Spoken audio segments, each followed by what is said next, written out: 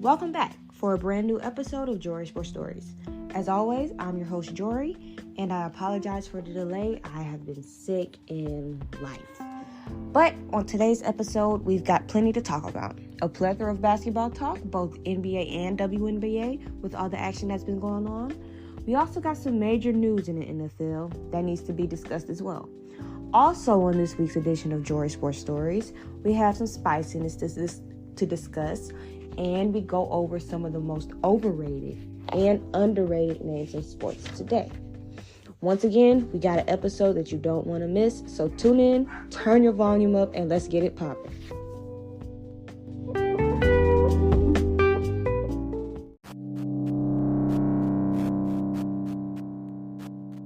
Once again, we start this episode talking about the NBA.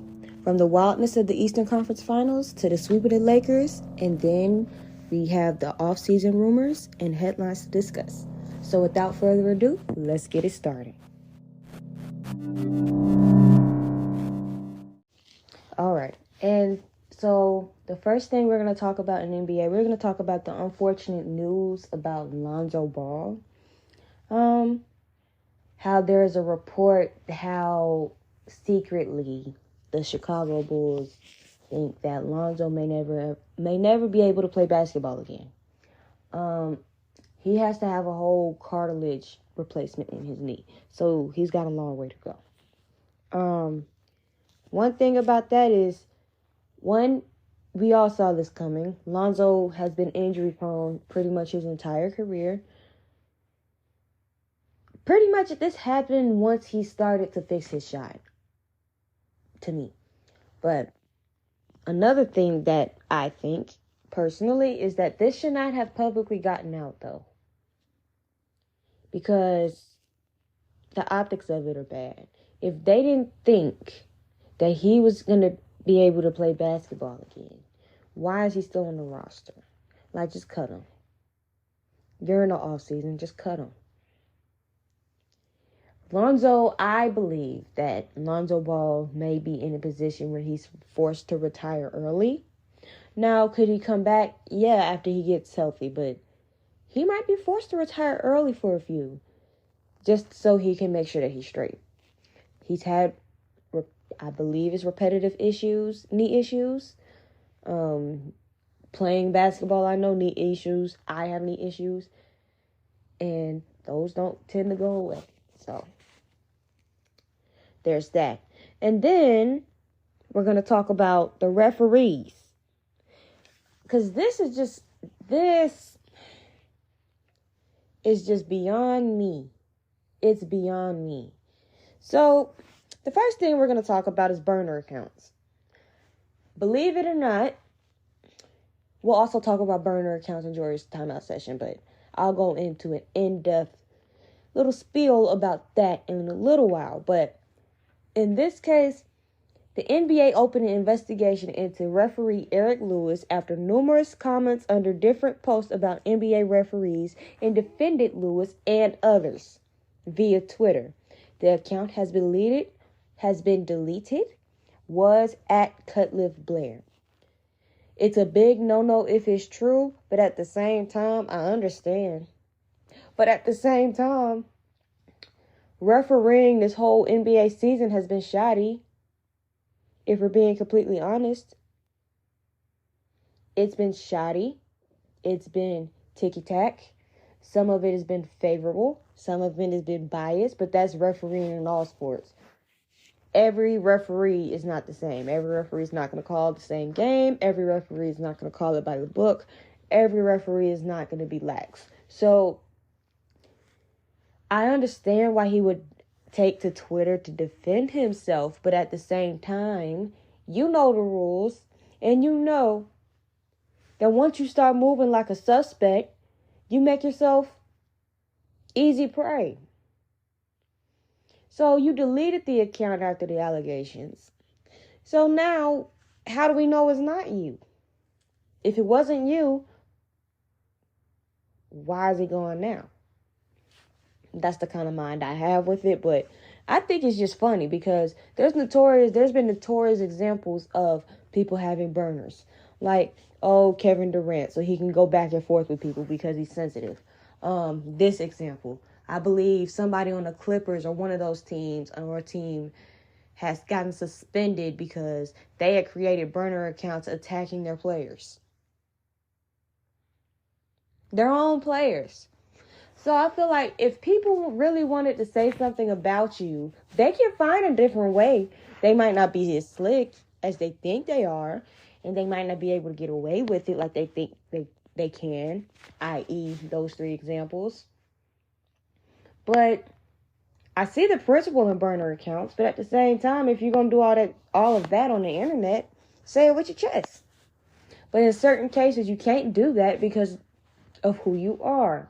So, do you really expect these athletes to keep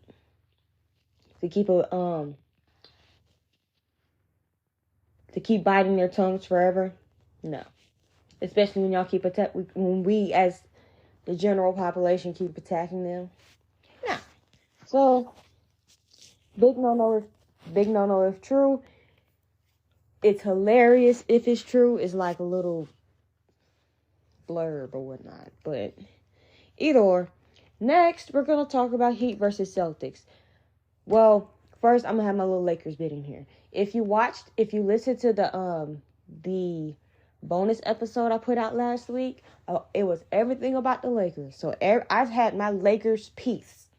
So from now on, I probably won't be talking about the Lakers until they do something worth me talking about. Or until I find some other reason to talk about the Lakers. But the Lakers had their piece last week, Wednesday. This episode was actually supposed to be out on yesterday. It was actually supposed to be out Saturday. But then again, I was sick. Yada, yada, yada. Moving on, we're going to Heat and Celtics. So here's the thing. The Heat had a 3-0 series lead. The series is now tied. They're playing as I'm recording. So if Boston wins this game 7, it will make Miami look horrible because they had a 3-0 lead, and it will be the first 3-0 lead that anybody has ever blown. So, but what should not happen is, I don't think Eric Spoelstra needs to catch heat. He might need to catch a little bit of heat, but come on now, let's be honest. Is Jimmy Butler an inconsistent Bam Adebayo and the Muppets? Everybody else is also touch and go. They really don't have it like that right now. And then the video game shooting has decided to calm down as well. So, but I'm not going to absolve Boston from not looking horrible as well. So Boston is still kind of struggling in late game situations. Granted, they almost blew game 6. And I don't know, they almost blew game 6. Boston in these late game situations do not end well. They struggle closing games. And boy, they got a task next if they win this one. But Miami also needs more than Jimmy B and an inconsistent Bam. So credit to Eric Spoelstra for being able to coach up this haphazard bag of groceries that they have right now. I mean, they still have some pieces. I'm not trying to roast the whole team here, but Tyler Herro's hurt. Vic Oladipo is probably going to be in the Lonzo Ball type situation. He might need to retire early and get himself together a little bit, or just go ahead and hang it up, period. But he's hurt. Haslam's old. He don't play no more. Kyle Lowry's toast. Duncan Robinson is very talented. He's talented, but he can make that 3 that he made. He missed about 2 wide open threes in game 6. But the one that really led to Miami losing that game, That was a stupid brick, too. But Duncan Robinson cannot take dumb shots like that 3-point brick in the fourth quarter. I believe I just expounded on that. But they were missing key pieces. And then the pieces that they had to back up those pieces weren't doing very well. Minus Gabe Vincent. I think Gabe Vincent might have took Kyle Lowry's job, if you ask me.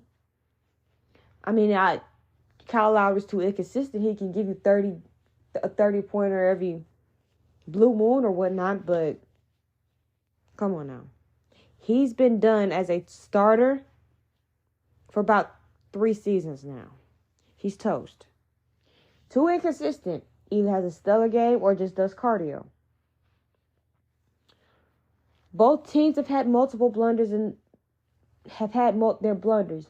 But here's the thing that really kills me, because I'm going to talk about the ending of Game 6 a little bit. Not boxing out worth a lick at the end of the fourth quarter in a tight game is crazy to me.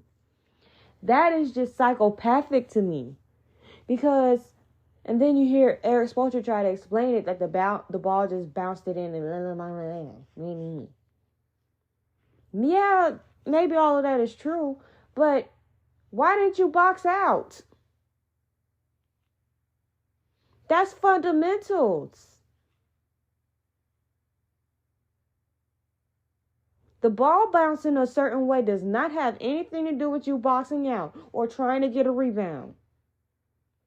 Had they boxed out, Derek White wouldn't have blown past old boy and tipped that in. That has nothing to do with the ball bouncing. The ball bounced a certain way, and then y'all didn't outbox, and Derek White was able to make magic happen. Come on now. Miami is facing a historic collapse, and stuff like that is the reason why. And the fact that they don't have enough right now. Both of these teams have issues that could prove detrimental versus Denver. But the one thing I do want to hit on about Miami having this 3-0 lead. There's another side to this. Boston also was down 0-3. Their defense really turned it around. In those past 3 games, Miami has not scored 100 points, minus the Game 6. The 2 games before that, they hadn't scored 100 points.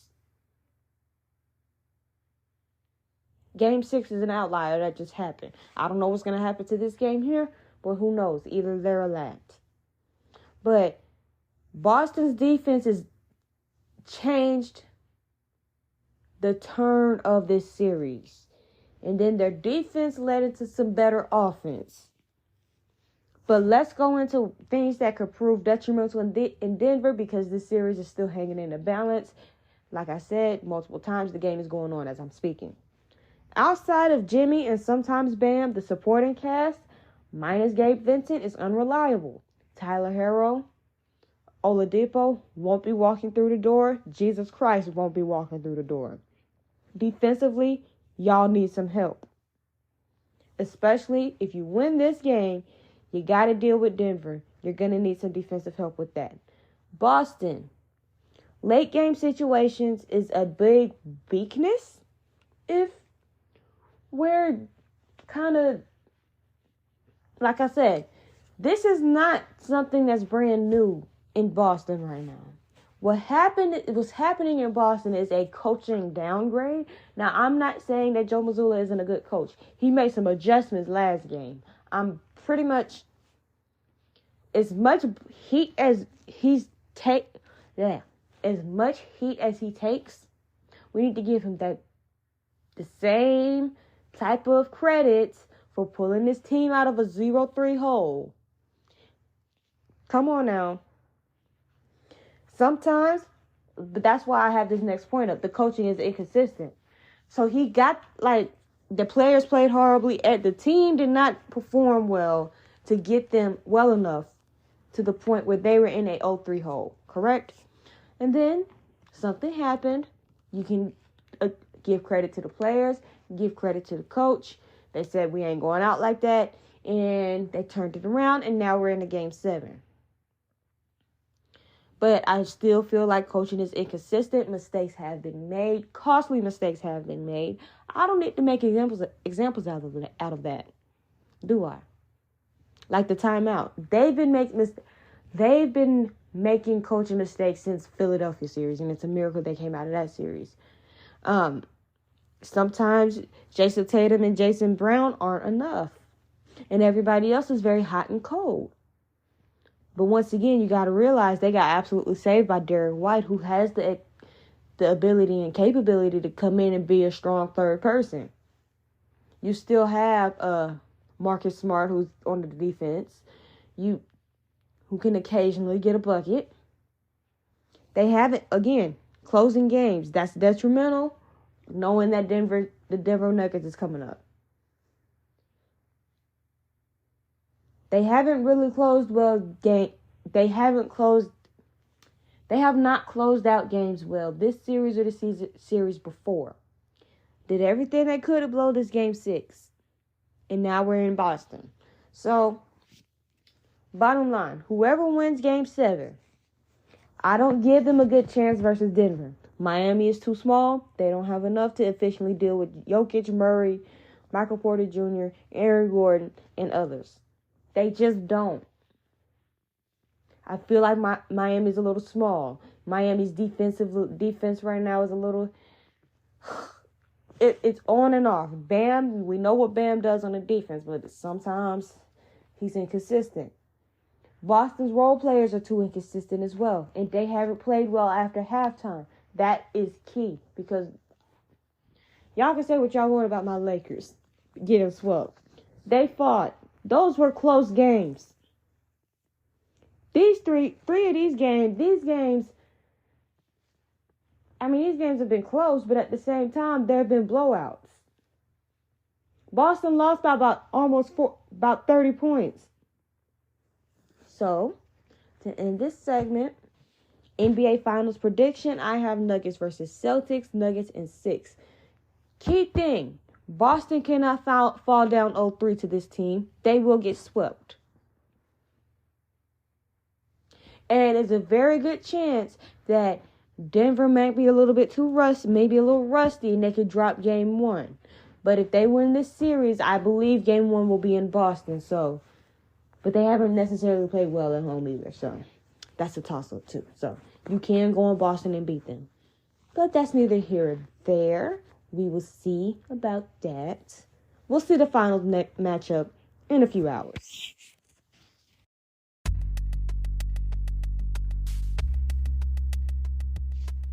And now, on to the WNBA. And I've got some serious questions and comments. Like, for one, what's going on with the Minnesota Lynx? And clearly, the New York Liberty just needed to get their sea legs up under them. All of that and more in this WNBA segment. So, let's get it. First thing first, we're going to talk about the Minnesota Lynx. They haven't been able to get it together this season yet, even with their star players having big games. So, I've actually been able to watch some highlights of the Lynx, and here's what I got from this. Defensively, as a team, they need to get a little bit better. They need to be a little bit more physical. They aren't necessarily shooting well as a team. And what I mean by that, even though they have stars, they have Nafizia Collier, they have the talent, they're not shooting well as a team. They might shoot well individually, but they're not shooting well as a team. They're not coming off the bench and shooting well either. So they're very good at rebounding, but they also do need to be more physical. They turn the ball over too much. I've been looking at the turnover ratios for the past 4 games and whatnot, and it's kind of concerning if you ask me. So they do need to develop as a team and limit the silly mistakes, turnovers. I feel like as the season goes on, the Minnesota Lynx could actually start finding their groove. They haven't found it yet. They haven't won a game yet. They've actually been blown out maybe once or twice already, but it's because their big problem right now is Their defense is decent, but it's not gonna stop it's not really gonna stop other people from scoring, and their scoring is also very inconsistent. So that's how you lose games. So Minnesota, develop some more. Get your legs up under you. With Minnesota's, I believe that Minnesota and Seattle is also actively going through a rebuild. So they might also be missing a few pieces too. They might also be needing to reinforce a few pieces as well. This is why I want the WNBA to expand their roster sizes. Like, why is it only like 10 to 12 people? Why can't it be like the NBA and have 15? Because I feel like a lot of these rosters, a lot of these players wouldn't be getting cut if they had 15-player rosters, if they had more teams. A lot of these women's basketball players would actually have their own team, let me rephrase that. If there were more teams and there were more roster slots, we would have less noticeable talent getting cut every year, if we're being honest. But that's neither here or there. On to Miss Aaliyah Boston. Now, people been getting Aaliyah Boston some flack because in the preseason she was drawing a lot of fouls and da-da-da-da-da. They were concerned about how well her style of play would translate. One thing I want to say is that she's cleaning up some of those fouls. That's one of the most important things. She's translating well into this league. She's shooting well. She's defending well. She's creating opportunities for her other teammates. She's also, no doubt, a very, very capable rebounder. As a rookie, in the first 3 to 4 games, averaging 15 points and 6.5 rebounds as a rookie. If she continues to develop her game and to improve, she's going to be very nice for years to come. So I don't know why people were just so surprised. I don't know why people were doubting her ability to translate her game to this league. She was the number 1 pick for a reason. Am I right or am I right? The Atlanta Dream are better than what their record suggests. I believe Ryan Howard is special. They have multiple players capable of hitting 20, and they're just in their last game, which was a 3-point loss versus the Fever. That Miss Cheyenne Parker, even though she's catching some heat right now, Ryan Howard, Alicia Gray, all hit at least. They all got into double digits. They also have a solid bench as well, depending on the rotation. They can shoot the 3. They need to shoot better consistently, though. That Atlanta Dream team, the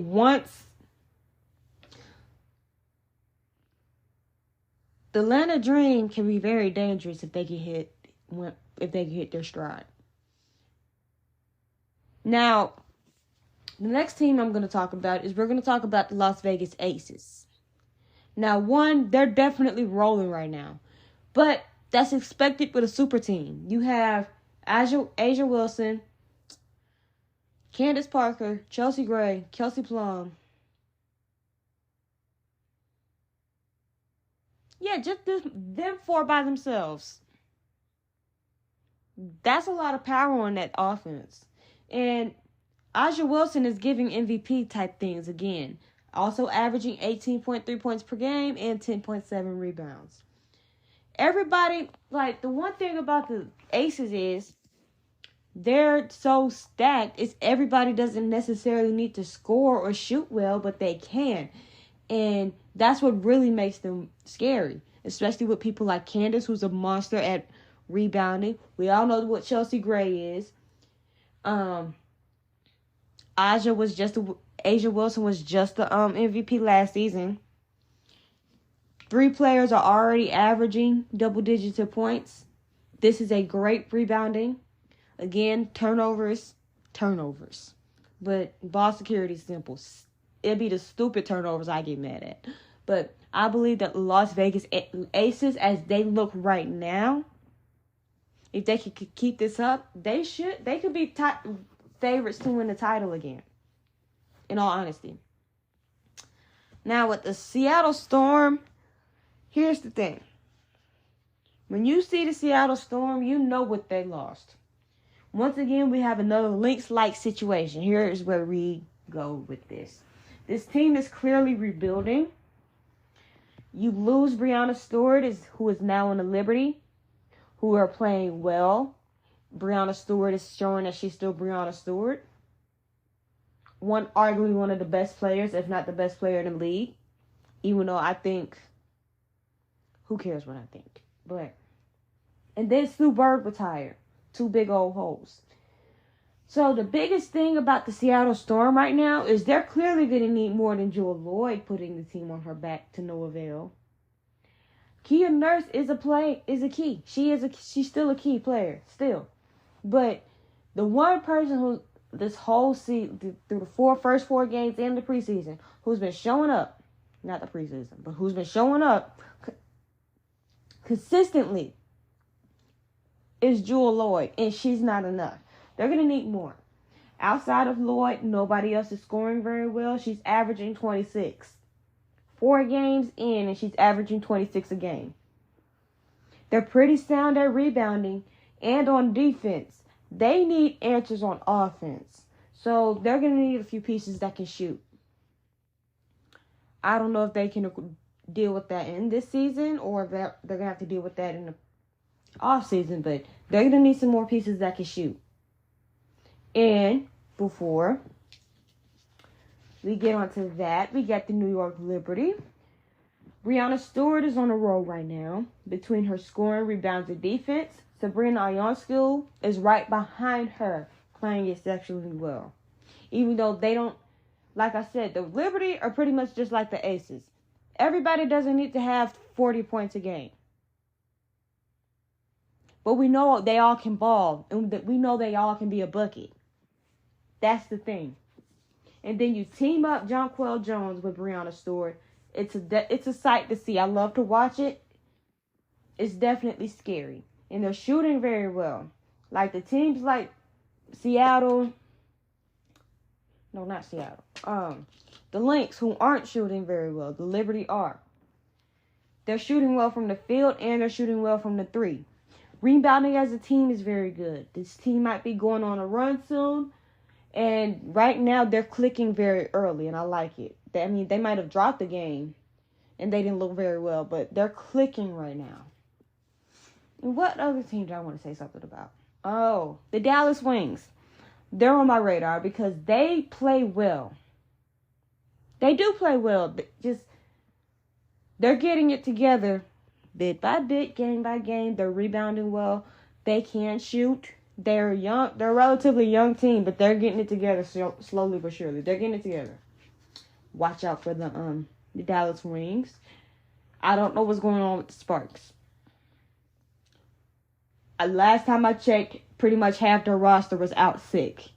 I don't know if it was in the injury report said non-COVID illness. So was it the flu? Is it a stomach bug going around? Because that's how you get blown out, which they did. Not surprisingly. So I don't know what's going on in Minnesota. The Connecticut Sun looked pretty good. Brittany Griner looks good, coming off of what she went through in Russia. She's been playing pretty well. I wanted to give her shout out because she's back over here playing for the Mercury. So yeah, that's what's been going on in the WNBA. I've been so excited to be able to watch it. But right now, if it's a way too early thing, just off of what I see, the 2 best teams right now are the Las Vegas Aces and the Liberty. And I think Phoenix is going to be pretty good.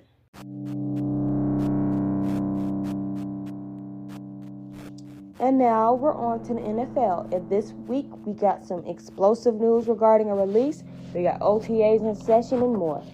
And I also go through some more free agents now that we got a release that should be on the team but aren't for various reasons. But without further ado, let's get into it.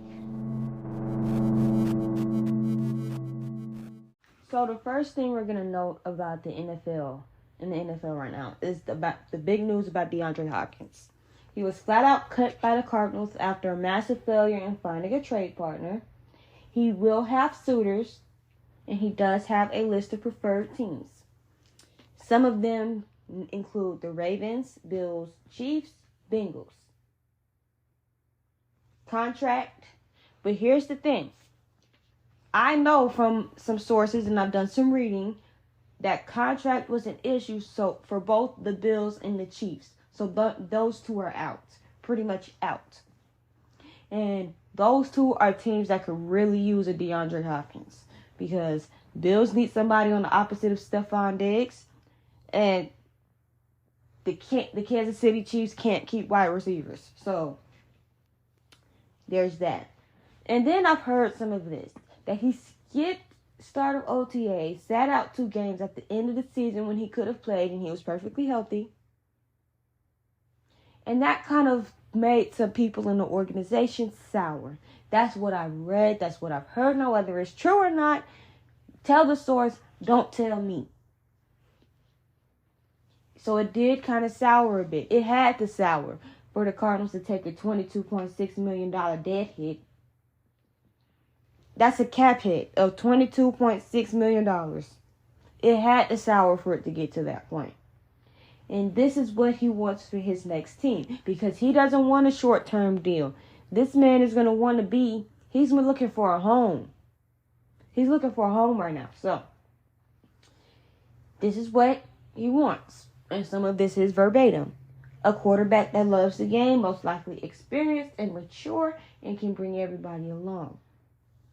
That might be a shot to Kyler Murray, but who knows? Great defense. He actually accentuated the defensive line, specifically a stable front office. We all know that DeAndre Hopkins has been a part of dysfunction for most of his career in both Houston and in Arizona. So, where do you see him going? Well, I don't think the Ravens can pay him as much as he wants to because they overpaid for OBJ. I'm going to call it as it is. They overpaid for Odell Beckham Jr. Like I said, contract was an issue for both the Chiefs and the Bills, so it's safe to assume that they're out, but I don't count them out. They might not do it. They could, but I don't think they will because contract is an issue. Bengals don't need a wide receiver. There are some teams. My team could use a wide receiver. But I don't think he would want to come to Tennessee. I don't blame him. I mean, I blame him, but I don't blame him. My wide receiver room is what it is. I'm a realistic person. I'm going to cheer, but I know what I'm looking at right now. My team is not going to suck. So don't start that. But next thing we're going to talk about is the Jimmy Garoppolo thing. So everybody was making this a big hoopla and a big situation and whatnot. But he underwent a foot surgery in March after signing his contract, which was 3 years, $72.75 million. Everything looks well, and he's doing his process diligently. He kind of had to get waivers to pass that physical test, but if he doesn't pass a physical by the start of the season, it could negate his contract. So I don't think this is a very major issue.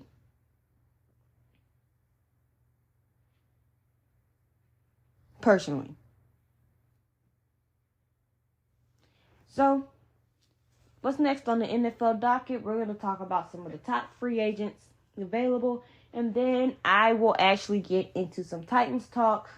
I actually might start doing this every week. Because my team started the OTAs. So, without further ado, best available.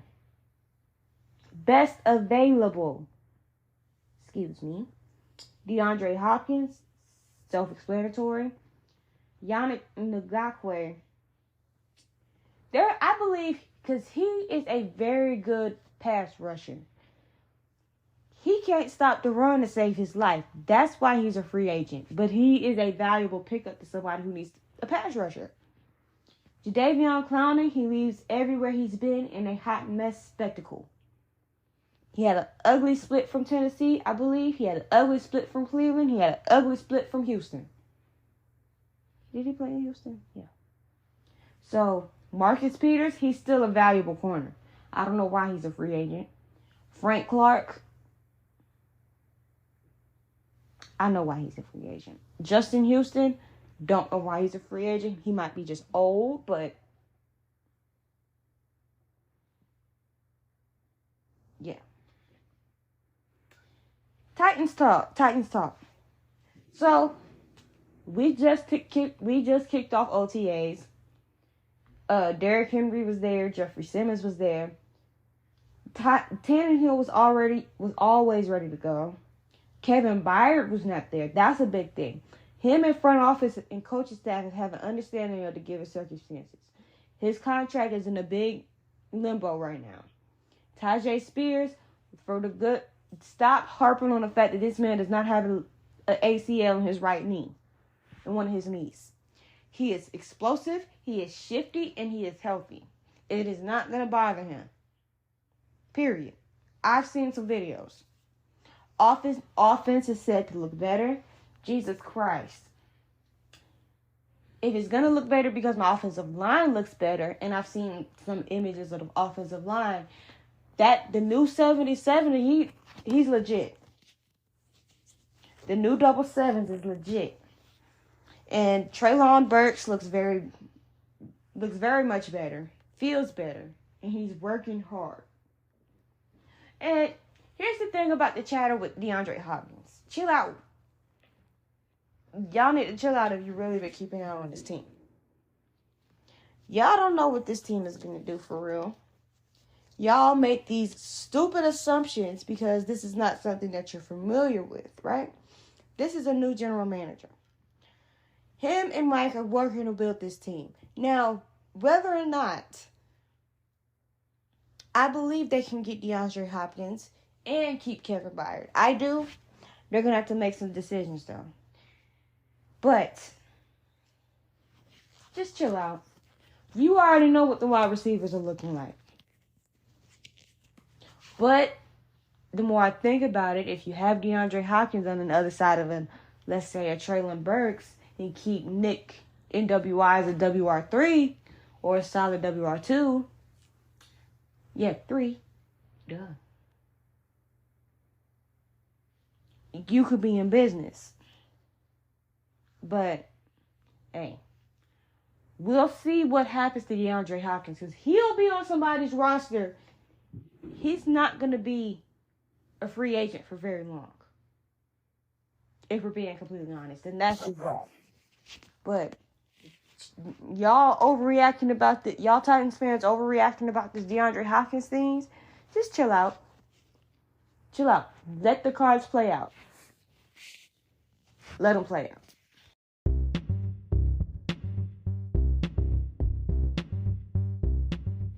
Alrighty. So on this week's edition of Jori's Timeout Session, we discussed the social media spiciness between former athletes turned television analysts and others. Then we rank some of the most overrated names in sports and who's some of the most underrated names in the sports world. And it's an entertaining segment that you just can't miss. So get your ears ready, your laughs ready, your opinions ready, and let's get it. Welcome to this. Whoever is blowing firecrackers and shooting guns outside is very inconsiderate. But regardless, welcome to this week's edition of Jori's Timeout Session. So, first we're going to start about spiciness. I'm going to talk about the thing about Kwame Brown and Shannon Sharp. And I feel like, and here's my humble opinion. It was funny, but then again, come on now. You don't have any self-awareness to know who you are and what you're regarded as, Mr. Brown. It's really hilarious how you take aim at him when he couldn't take that same type of heat from Michael Jordan. Reportedly. You can't really disrespect a Hall of Famer who's paid to give his opinion when you are in fact known as one of the biggest busts ever. So don't get defensive. So don't be so sensitive. You got to check, and you still didn't amount to much, and you can't take hard criticism.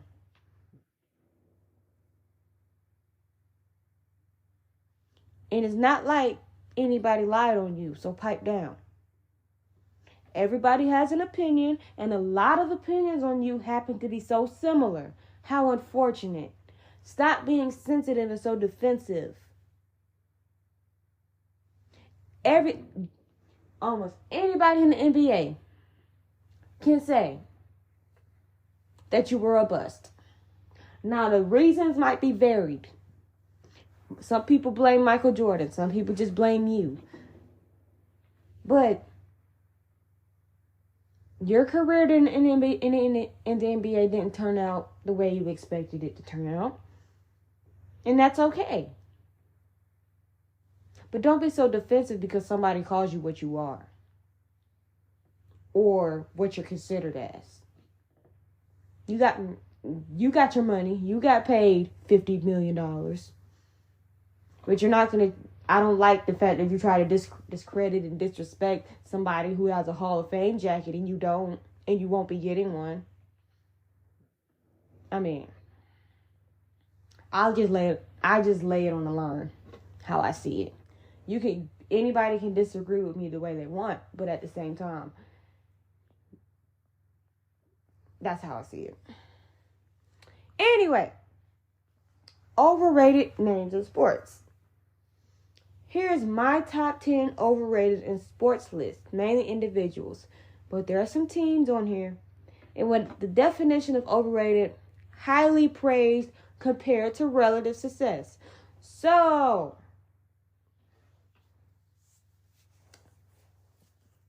listen, these, even though it says top 10, I don't think this is going to be in any particular order. And some of these I could switch out for other names. But without further ado, here's a small list. Aaron Rodgers. Now, arguably, you can't argue that Aaron Rodgers is one of the most talented quarterbacks that we've seen this generation, correct? But he has won Super Bowl and he can't get past the NFC Championship game ever since. Tim Tebow was overrated. Period, point blank. He couldn't throw a straight dart. All the footballs that he threw went in a tornado circle. Tony Romo was overrated because I feel like the Dallas Cowboys as a whole, they're on this list too. They're next. But Tony Romo was overrated. He had these moments and flashes where of greatness. He was overrated. The Dallas Cowboys, for as long as I've been alive, have been overrated. They haven't done anything since before I was born. I'm 22. They haven't done anything in 27 years. My mama was living her best life without me.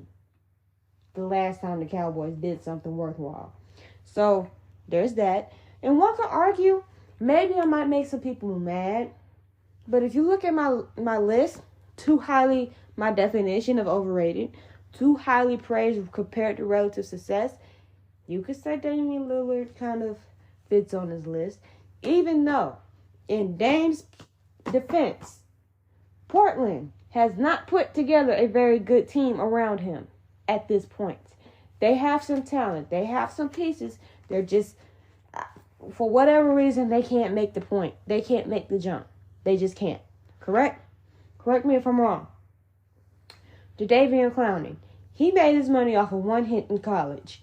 And he got to the NFL. And he's a free agent now because everywhere that he goes, he leaves. And it's ugly. There's no mutual divorce or somebody's just paying you more. It's ugly.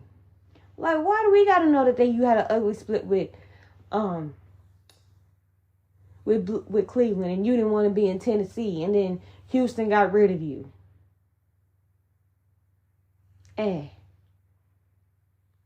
Now, this next one might make some people mad, but if you understand my rationale about this name, y'all will get it. Odell Beckham Jr. is extremely overrated to me. I feel like what Odell Beckham Jr. can do, just about any other wide receiver can do. Because I've seen it. He made his name off of one catch. Oh, that's Odell Beckham Jr. Da-da-da-da-da-da. He's a wide receiver. And at this point in his career, and he's fast and he's physical, and I understand that. And he makes these athletic catches, but so does any other wide receiver in this league. He made his money off of one catch, and I'm not being a hater. I just think he's overrated. Baker Mayfield. He had to be on this list because he's inconsistent. Number 1 overall pick, hyped up to be all this. He's on his 3rd team, and he's on his 4th team in 2 years, and on his 8th, about millionth head coach. So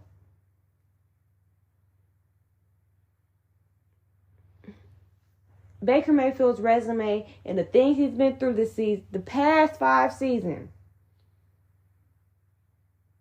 past 5 to 6 seasons, is a testament to Baker Mayfield being overrated. Mr. TikTok boy Juju. He was going on here. I know he was going on here because he did it. Juju is not a number 1 wide receiver. He's a number 2 wide receiver, but he has number 1 wide receiver personality, and it don't mix. You got wide receiver 2 talent with wide receiver 1 personality, and he's overrated. He needs somebody on the other side of him that's getting majority of the coverages and majority of the targets, so he can have his game. That's what we know. And we still know he's a good receiver. Kansas City turned him into a pretty capable receiver on his own. But at the same time, Juju is what he is. He's prone to drops. He's a troll. He's average. And number 1, and I feel like a lot of people might agree with me here, is Mr. Rudy Gobert. And I have some honorable mentions, but we'll go through there. We'll go through those in a minute. Mr. Rudy Gobert.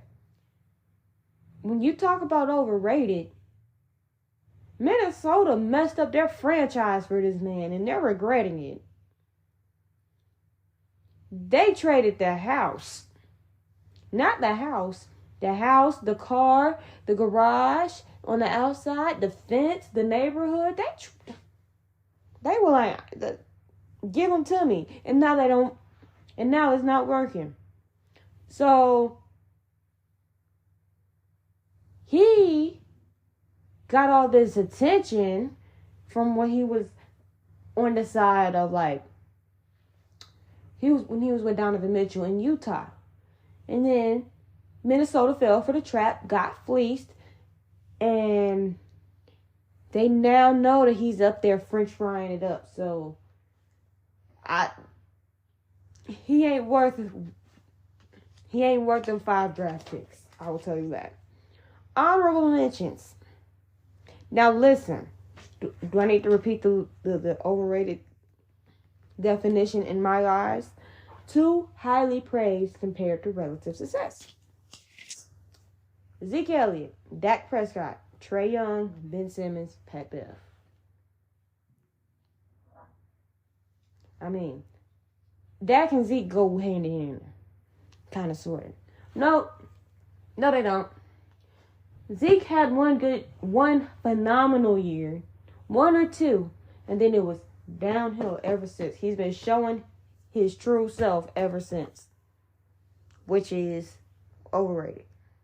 I always thought Zeke was overrated. I always thought my man in Tennessee was a better running back than Zeke.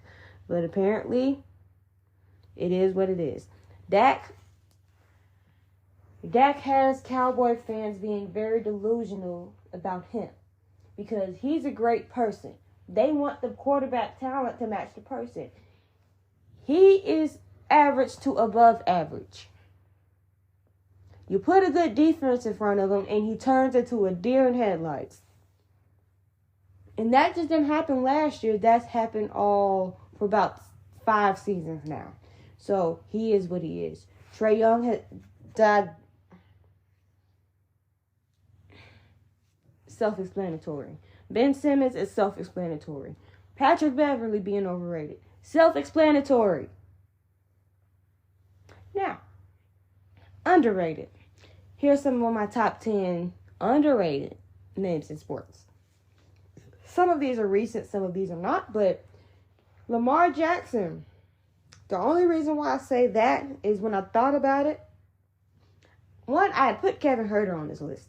Right, I literally put him and Lamar Jackson in at the 10 spot. But Lamar Jackson, he's known for what he can do with his legs. He's kind of underrated by what he can do with his arm. Jared Goff or Trevor Lawrence. Trevor Lawrence had his coming out party last year, so did Jared Goff. But Jared Goff was so stuck in between. I don't think Jared Goff really fit Sean McVay, and then the Rams were before that. So him getting Dan Campbell and the offensive coordinator kind of made him more of an underrated person. He's talented. Now, this was going to make some people mad, and I'm going to put my quarterback at 8, Mr. Ryan Tannehill. Y'all can say what y'all want to say about the 3 interceptions, right? But in all the AFC, the only quarterback I don't think I've beaten yet is Burrow. I've beaten Lawrence. I've beaten Mahomes a few times. I've beaten Josh Allen. You've beaten the Ravens. So, and he might not be a top 5 in the AFC, but he's definitely a top 10 quarterback in the AFC. If we're being honest. Give that man some respect. Matt Ryan. Matt Ryan has also lived under the rock of 33-0 and 28-3. Y'all poke at Matt Ryan for a bad 4th quarter in the Super Bowl and for the Indianapolis Colts failing this man. And for a 33-0 point differential. I blame that on the coach. But y'all put that on Matt Ryan.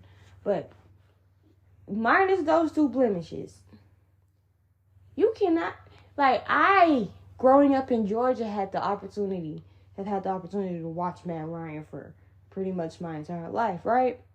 So it's like, so I know what Matt Ryan has been capable of. He's not always been a noodle arm. His arm wasn't always shot. The stuff y'all got last year, that was something that we saw coming, but him being in Atlanta kind of disguised it. But we didn't see Matt Ryan of last year coming that fast. But he was a good quarterback. Don't be stupid. Klay Thompson. I feel like Klay Thompson gets lost sometimes in the shadow of Steph Curry. But, sometimes Klay Thompson likes to show his rear end and be salty Klay. So I really don't know where you go with that. Maya Moore was a dog. We all get caught up with what she did. Well, with the her not playing basketball and being into politics and whatnot. But she was pretty good when she played, if we're being honest. Robert Williams. He's underrated if you ask me. Desmond Bain is underrated if you ask me. Jared Vanderbilt made a name for himself as a Laker, if you ask me. Jonathan Kuminga, underrated if you ask me. And here's some honorable mentions. Herb Jones and Shai Gilgeous-Alexander. Now, the next thing I'm going to talk about is the whole thing about burner accounts, right? I'm perfectly fine with people have your burner accounts because sometimes you just got to get it out. But at the same, I'm not perfectly fine with it because if you're going to use a burner account to spread hatred and evilness,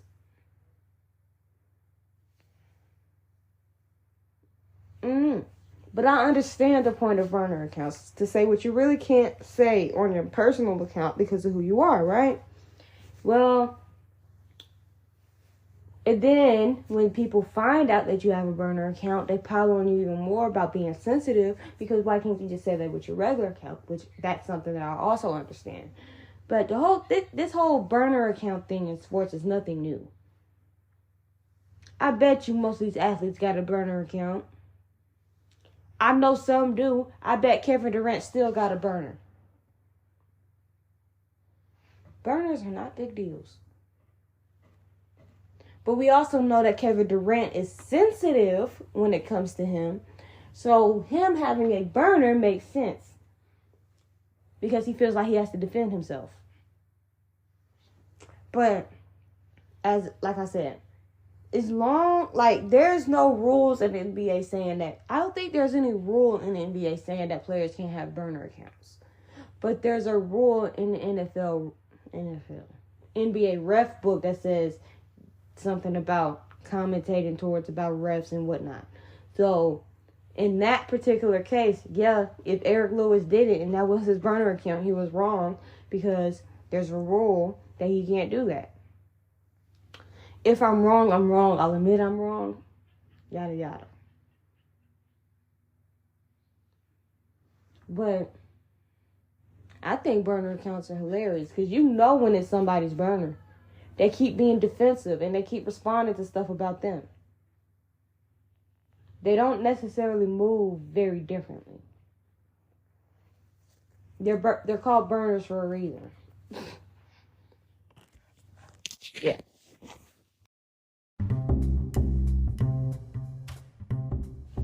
Y'all know the drill. We've reached the conclusion of another episode of Jori Sports Stories. And as always, I'm your host, Jori, and I want to thank you all for listening to today's episode. If you like what you heard, feel free to share the podcast or let's grow the audience. Once again, if you're listening to us on YouTube, don't forget to like, comment, and subscribe. Let's grow the channel. Make sure you share the video. Let's grow the channel. And don't forget to tune in next week for more playoff analysis and more. Thanks for listening today, and I'll see y'all next week.